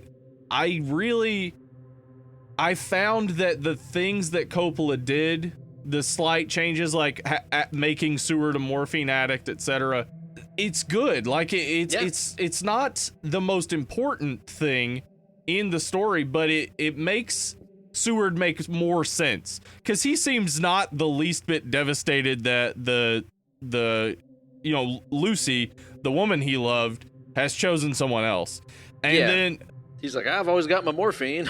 Yeah, exactly. The Texan, he also seems that way, which this is a character trope from the late 1880s to the 1910s of the new money rich American who goes to Europe to get cultured. And a lot, like, one of the things about them is that, like, it's more about the experience than, like, gaining something out of it. So, like, you see a lot of those novels that the American doesn't get the girl and seems to just, be content with learning something from this. And so the Texan just seems to have had fun with Lucy because she wants to see his big dick knife. Yeah. and that's it. He's fine with it again too. So I really like the way that it all then comes together, this great vampire hunting team. Like, this comes together like Vampire Avengers. Yeah, there you go. It pretty much does, man. And, one of Dr. Seward's wards at the Nut House that he runs to is, I think, just one of the coolest bits of fucking casting in this movie, which is Tom fucking Waits playing crazy old deranged Renfield. I absolutely love that. I think that he is fucking awesome. Obviously, we're both big Tom Waits fans, as this is a podcast called Dead and Lovely. Tom Waits is the shit, and I love the way he plays the character so much, man. His fucking voice and his mannerisms and the way he delivers... Dude, the way he delivers those lines, like, yes, a kitten. All that shit. Yeah, it's so good. This is interesting because you think of...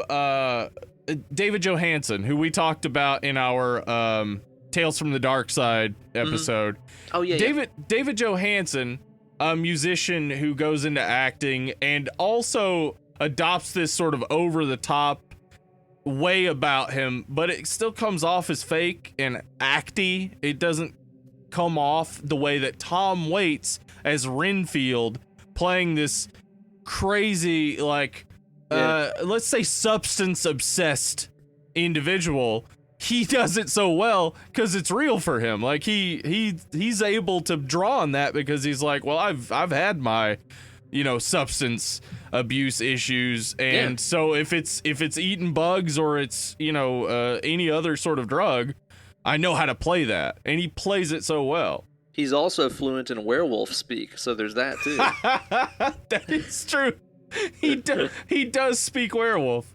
You speak of the werewolf, but of course, kind of the crowning jewel of this movie is Gary Oldman as Dracula, and I think that it was several times into watching this movie that I realized it was him, because he is an utter chameleon of an actor, especially in this time period when he was doing stuff, from stuff like this to like The Fifth Element. Yeah. All these different parts where he is playing these characters. I mean, dude, fucking True Romance. Him in True Romance is that like piece of shit like thug dude. Yeah, he really in this era just goes into characters and disappears. Oh yeah, absolutely. So it was very many views in before I realized, wait, that was Gary Oldman. I love the various ways he's portrayed in the movie too. We get the super decrepit, aged Dracula at the first of the movie with the weird and again, this is one of those things, fucking Mitch, fuck you, that I see people talking about his crazy hair and stuff. Yeah, it is. It's crazy. He's wearing a geisha outfit. These are all like kabuki and Japanese theater outfits. Well, I read that Coppola basically said to all of his art designers and things like that, bring me the thing you've been thinking of that gives you nightmares.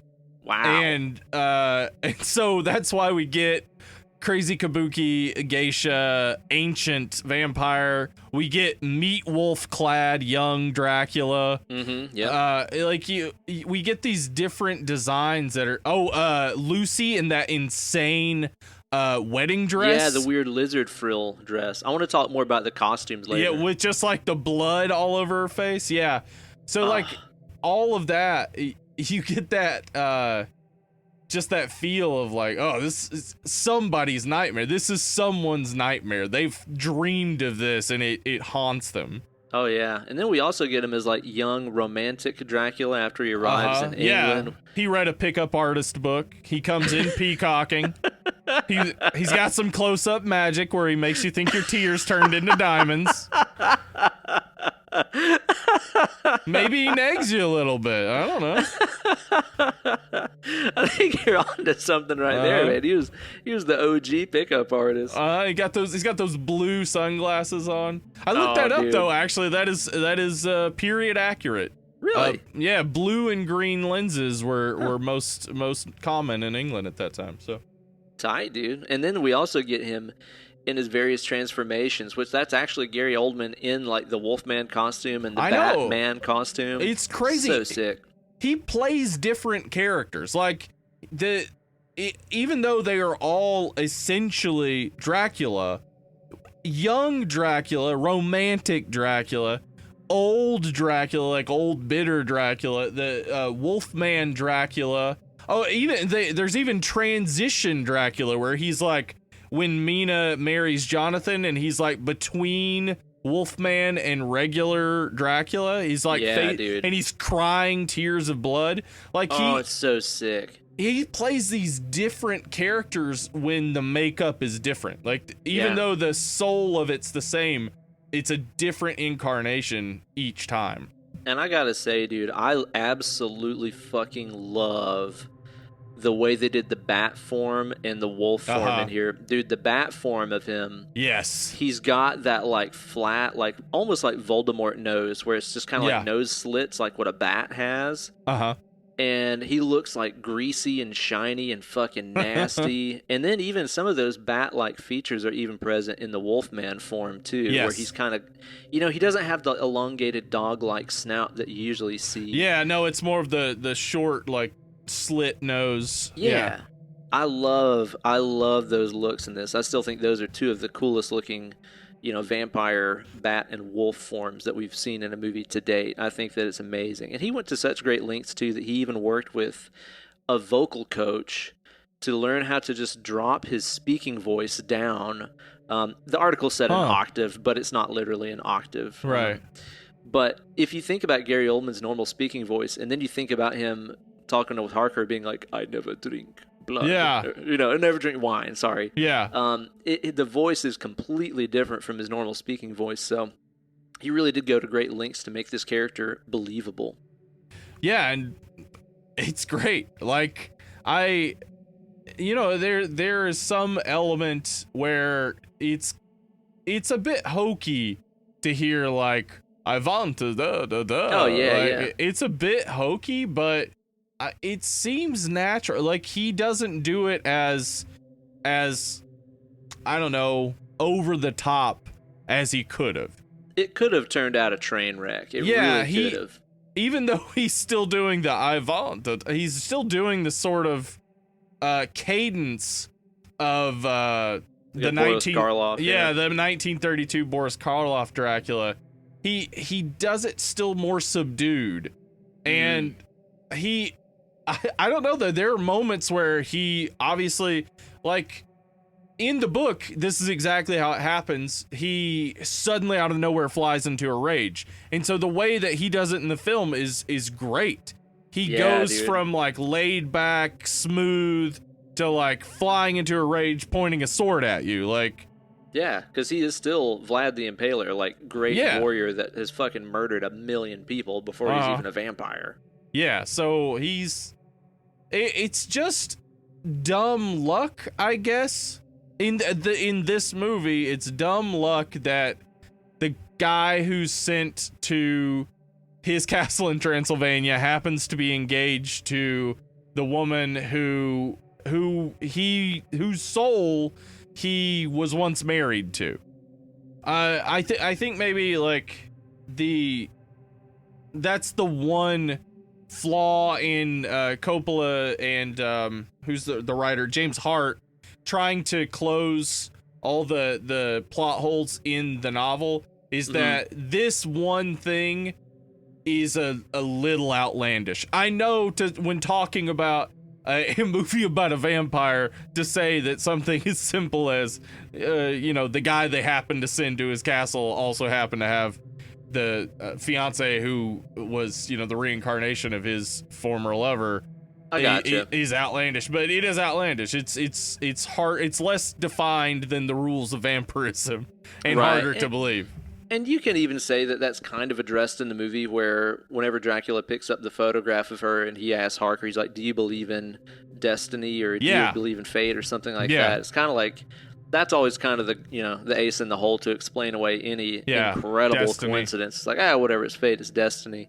And I think that the kind of reincarnation theme that runs throughout this movie, I find is extremely, extremely fascinating, especially when you deal with, let's just say, kind of the typical romantic notion of two souls falling in love over and over through time. And we also get the reincarnation thing too in that opening scene with Vlad the Impaler, and it's not Mina, it's I can't remember his wife's name. Yeah, whatever her name was in the original timeline.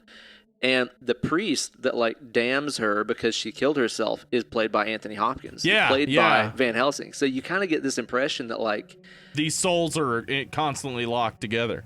Yeah, exactly. Like in that lifetime, that soul fought Vlad as the priest, and in this lifetime he fights him as Van Helsing. Now, as far as like Dracula and the character of Mina are connected, I think that that's really fascinating when, like I said, when you factor in the typical romantic notion of two souls falling in love over and over throughout time, because basically I wonder if there is a timeline where, if let's say that Vlad had not become an immortal vampire, if he just would have died within his lifetime, if he would have been born in London during that time period and they would have fallen in love again. But the thing is that he kind of broke the cycle of these two loves, falling in love and dying and being reborn together and falling in love again. He broke the cycle by condemning God and damning God and all this stuff and turning to the life of a vampire. He broke the cycle and never died. So he lived through seeing his destined lover be reborn again, and this time though she's destined for somebody else because he never died because he broke the cycle. You know what I mean? Yeah, I think it's fascinating. And so like he renounces God and stabs a crucifix and blood pours out, and he basically is like, I will, I'll get my revenge, etc. Yeah. So like it seems like by doing that, he makes it so that he can't be with her. Yeah, exactly. Because it's like, imagine if you within your lifetime, let's say within our lifetimes, like let's say that one of our wives dies or whatever, and then the cure for aging is invented, and you and I get to experience it, and we take this pill and we never age, and then within our lifetimes we see a reincarnation of your wife or my wife, and we're like, oh my God, it's you again, and they're like, I don't know who you are, stay away. Can you imagine how heartbreaking that would be? And then to see like that they're spending their life with this fucking cardboard cutout Keanu Reeves character. How brutal that would be on your heart. Yeah. I think that is one of the most just like agonizing things in the world, and that's something that they explore in this movie that I think is so cool. What if you got to see your lover get reincarnated and they didn't even know who you were, and you didn't get to experience it because you're immortal and didn't die? That's fucking crazy, dude. Yeah, I mean, I guess the moral of the story is don't be too metal. Yeah, don't go too metal, dude. Yeah. And this movie does go very metal. Yeah, because, I mean, that armor that he's wearing in the beginning, that is insane, right? Like, it's a meat wolf. Like, it's like a wolf man made out of meat. And you know what? Steven, while we're talking about that particular meat armor, let's just address a little concept we started talking about the other night. And I thought about this some more. Okay. This movie is actually a very thinly veiled commercial to advertise Arby's. Arby's roast beef, yeah. You might even say it's thinly sliced. He is clearly wearing a roast beef armor. That's He's wearing obvious. A roast beef armor. Yeah. That's obvious. Now, the woman that plays Lucy, not a natural curly redhead. She naturally has straight, dark hair, but they replaced her hair and dyed it and curled it to make it look obviously more like Arby's famous curly fries. Obviously. It's right there. There is a scene where they slice up some roast beef. Yeah, obviously. Yeah, it's right there in the tavern. This was the weirdest line to me. Van Helsing slicing the roast beef. He says, "Who'd like a beef and cheddar?" Hey, you know what they call the Texan in here? Big Montana. They do. They call him Big Montana. It's, yeah. You know what? It's all making sense to me now. And they even also went as far as to replace some of the props and stuff like this with actual Arby's menu items. Like whenever they do the blood transfusion scene, did you ever notice how during that transfusion it doesn't really look like blood? It looks like a Jamocha shake. No, that's Arby's sauce. It's Arby's sauce? That's Arby's sauce. And hey, do you think that's absinthe that they're drinking? No. That's a Shamrock Shake. They went over to McDonald's for that one. Oh, damn. Is that a McDonald's? That's close. Edit. I really just wish in 1992 there had been an Arby's tie-in, like, kids meal. Yeah. Where you get your favorite Bram Stoker's Dracula character, Wacky Racer. You don't have to cross oceans of time for this bargain. Yeah, that's awesome. Yeah, that meat armor is something else, though. And that kind of brings you to another thing I want to talk about, which is, man, I think the costumes themselves are one of the stars of this movie. Oh, yeah, absolutely. I cannot remember her name. It's Aiko something or another. The costume designer? Yeah, I can't remember either. She won an Oscar for this. Deservedly so, yeah. Oh, yeah, man. Because the costumes and stuff we see throughout the movie are unbelievable. And some of them are just very period accurate. You know, suits and stuff like this, like a lot of the men wear. But like we said, the crazy, like, kimono kind of thing that Dracula's wearing, the completely nuts wedding dress that Lucy has with the big frill of the lizard. Yeah. Oh, man. Absolutely beautiful costumes. And then even, dude, like one of my favorites, that it's just one of those bizarre choices. It's just one of those bizarre choices that my brain never would have leapt to if I was making this movie and designing costumes for it.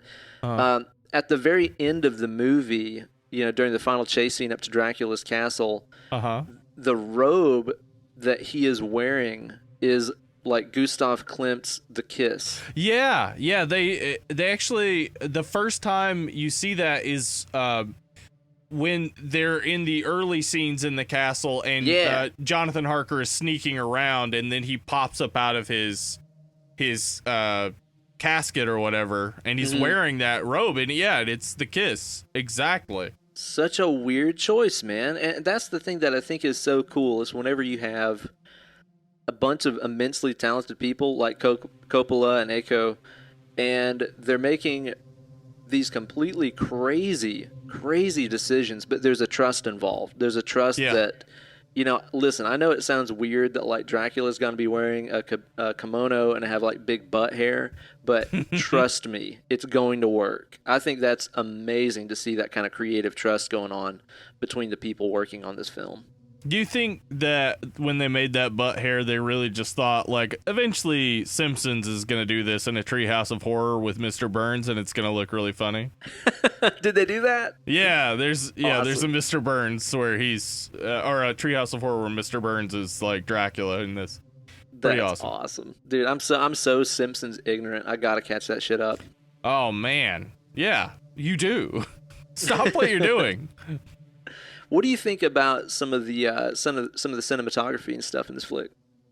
Man, the color choices, the shots, like some of the shots are these real simplistic, like, shots you would see from a 1910, 1920s type of movie. But like, just for instance, in the opening with the scene after the battle, when you see all the impaled soldiers, and in the background, it's mostly all black, but this like sky, like blood red sky.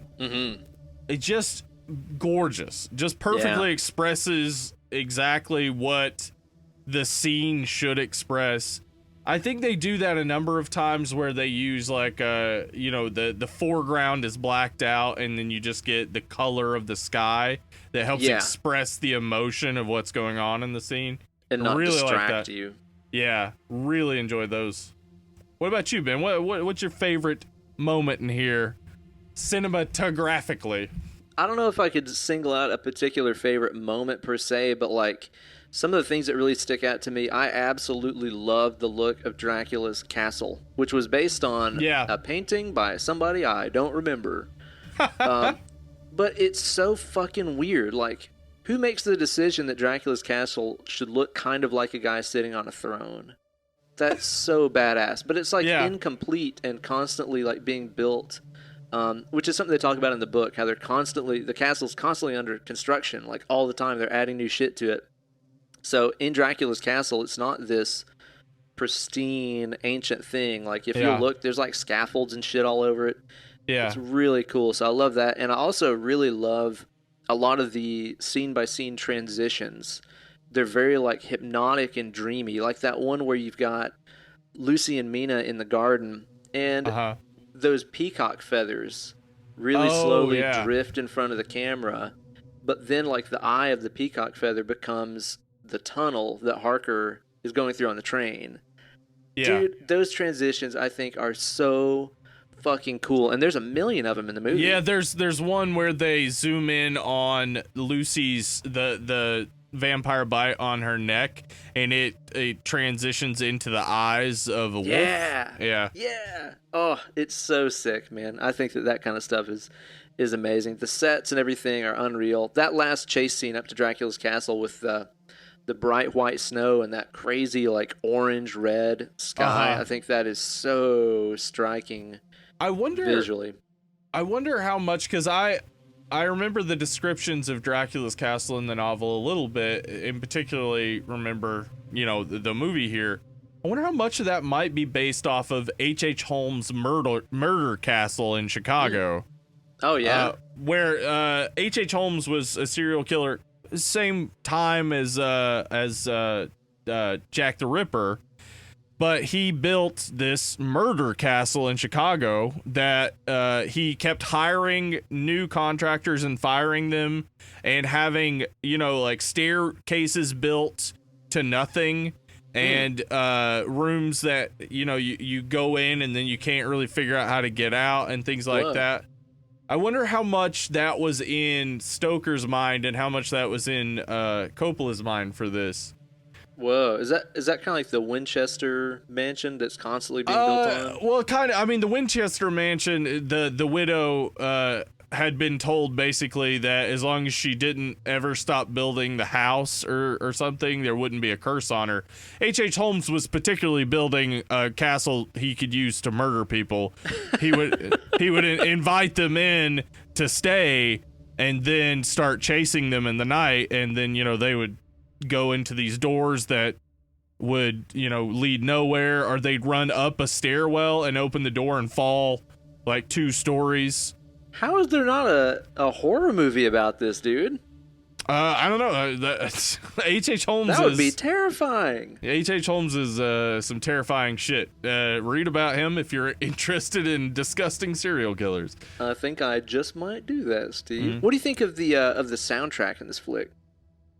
Yeah, so that it's interesting because it seems like what you might hear if this were made as a silent film. It seems like the music you might hear played while watching it as a silent film. Wow, yeah, it really does. That's a good point. I'm thinking about those main themes, like the really big, dramatic, like, let me spell out for you with music what the emotion you should be feeling in the scene is. Exactly. Dread and drama. And even, like, one of my favorite pieces in the movie is that I think it's played several times throughout there, but I think the first time that you hear it is whenever we're with Lucy and Mina and we're kind of meeting all the potential suitors in the parlor of that big home. Uh-huh. It's this really dreamy, like, sounds like harpsichord and bells and a bunch of stuff. Uh-huh. It's this really just, like, hypnotic, dreamy sounding piece. I think it is so fucking memorable and cool, man. Yeah, it works really well. Again, like, I'm starting to understand more and more why people would dislike this, because it is alienating. It almost tells you, like, forget the last 70 years of filmmaking. Mm-hmm. And let's just take a big jump back. Yeah, let's take a big jump back and see what we can do with that. And so it's hard to maintain interest, but I mean, you look at how much money the film made and how well it did in the box office. It's like, well, obviously a lot of people did get it or did like it and did enjoy it. Which I find surprising. This movie's weird as fuck. It's absolutely weird as fuck. So yeah, I'm interested to hear how other people perceive this and what the way that they get it. But for me, I really like this movie and like the way all of the elements come together to have an old but new feel. Definitely so, man. Definitely so. So, Stephen, with all those things in mind, what are your final thoughts about this movie, and how would you give it a rating on a scale of 1 to 10? 1 to 10. That's Spanish number 10. Well, okay, so I obviously like this. I've not been too mysterious about that up to this point. I loved the novel. I think this is a perfect adaptation of the novel. Mm-hmm. I cannot imagine someone trying to use more updated film techniques to really capture the novel, because this novel was technologically advanced. And so to try to capture that and to really stick with it in your filmmaking is a real creative and interesting way to go about it. Dude, that's exactly what they're going to be saying in 100 years about the Emoji Movie.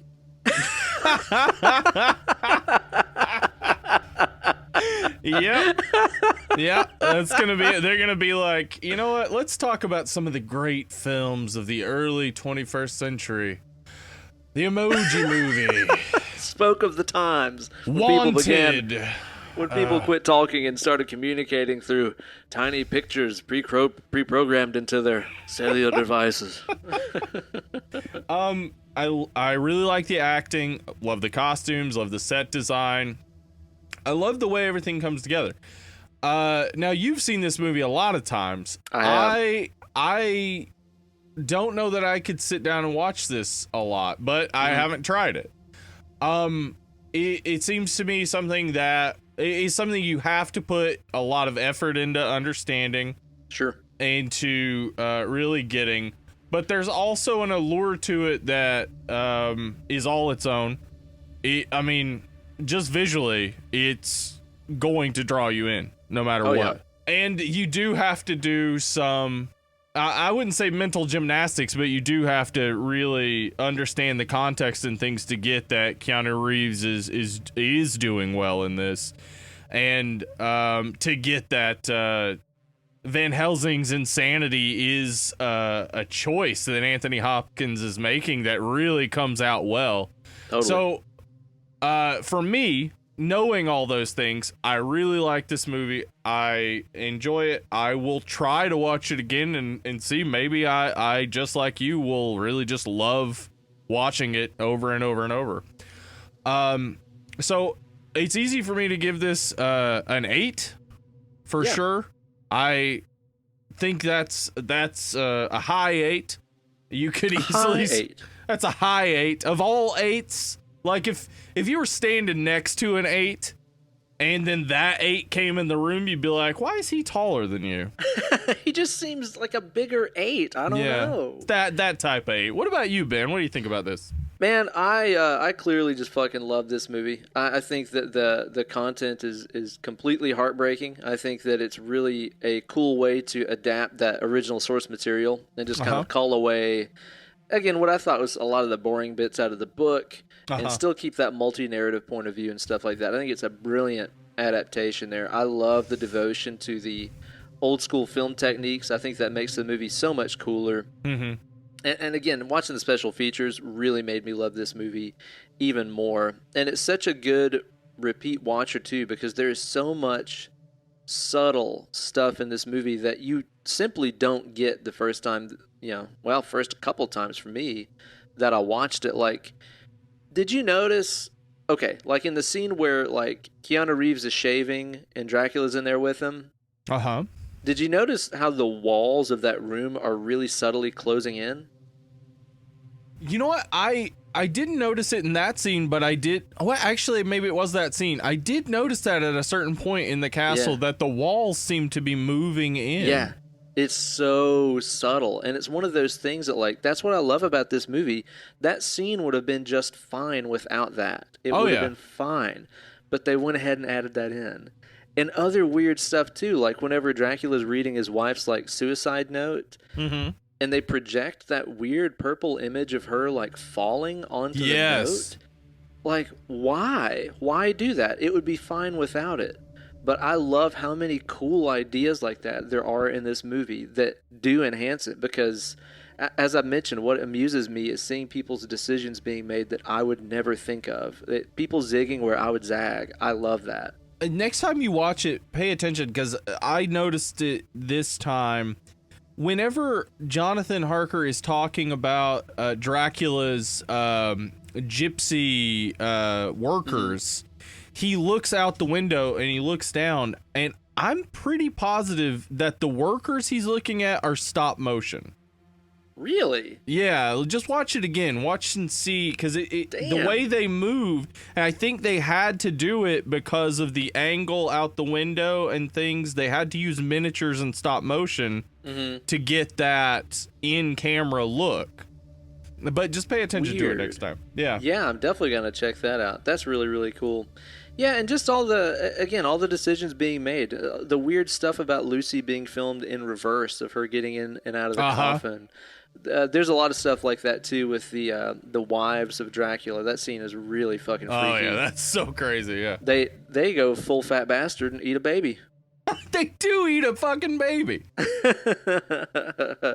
It's so weird, man. It's less comical than in Fat Bastard's case.